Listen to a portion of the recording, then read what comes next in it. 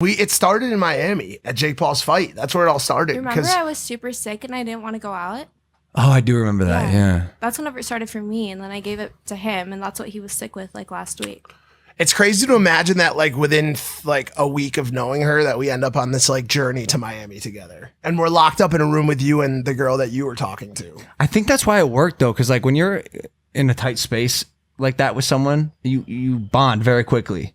You know, we had no spending choice. a lot of time together. Yeah, exactly. Like I even walked in on you guys having sex once, and I say walked in, but I was in the kitchen. We had sex for the first time on that trip. And so, tell the story, Logan. I was minding my business in the kitchen. You remember this? Oh yeah, that time. Yeah. I don't know if I wanted to.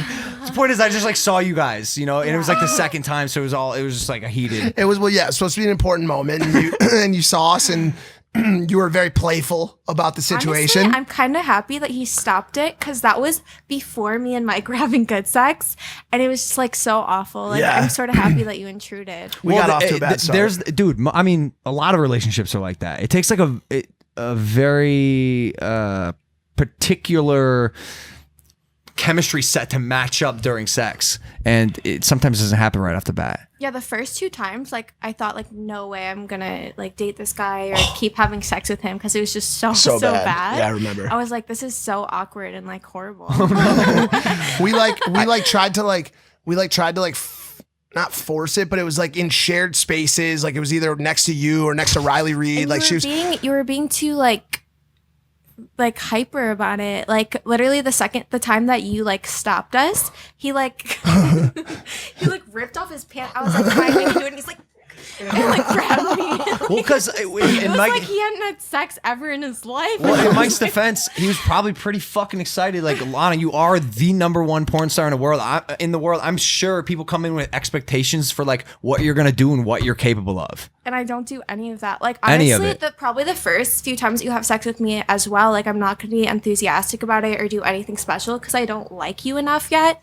Like for me, the more I'll do during sex depends on how much I like you. Yeah. How do you I don't understand, like how do you turn that flip on? Like the Lana Rhoades that I saw on camera 3 years ago, like where does that come from? Well, that's just basically like I wanted to be good at my job. So like I'd think of things, what can I say during a scene? How should I act during the scene to make the scene better so that it sells better? And so, you know, I can excel in my career, I guess. Yeah. But did it feel like did you enjoy it? Like, did it feel like work? At one point, I think whenever I first started, I think I was like excited, you know, like new career, this, that. And then there was a point where I was excited about like my fans' reactions to my scenes and stuff, and like them saying, "Oh, you're so good! Like this was so great," and that made me feel good. But like sexually, it was like I never felt anything sexually during it. No. Yeah. Interesting.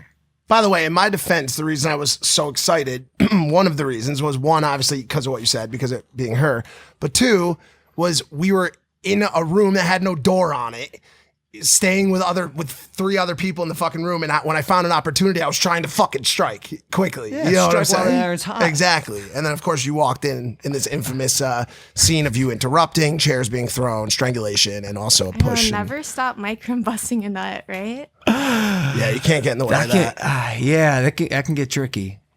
Anyway. Now every time like you call me crazy, like I just think of that because that was like the most over exaggerated reaction to something. Like I can get away with so much now.